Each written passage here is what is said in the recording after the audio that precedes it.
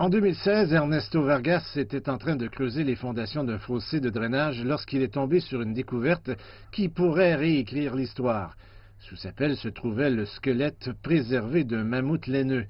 Les archéologues mexicains pensent que les vestiges datent d'environ 14 000 ans.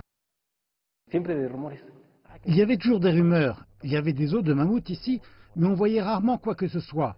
Mais quand on le voit vraiment, c'est incroyable. Vous dites, wow, ils existaient vraiment.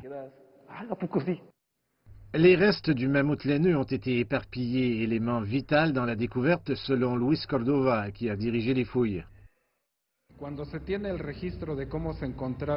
Quand on regarde comment les ossements ont été retrouvés, on peut supposer que l'animal a été massacré par des chasseurs primitifs de cette époque. C'est une découverte importante, car même s'il ne s'agit pas de restes humains, l'activité humaine est reflétée et nous dit qu'il y a 14 000 ans, des êtres humains vivaient dans cette région.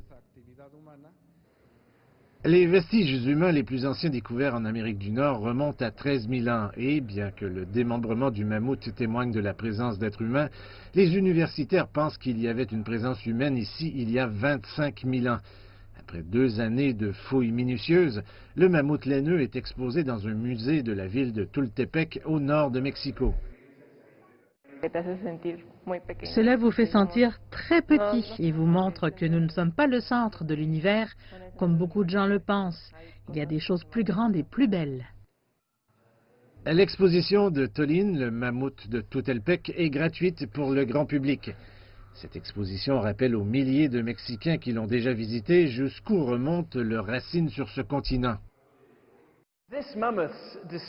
La découverte de ce mammouth a remis en question la compréhension qu'ont les historiens de la présence de l'humanité ici en Occident.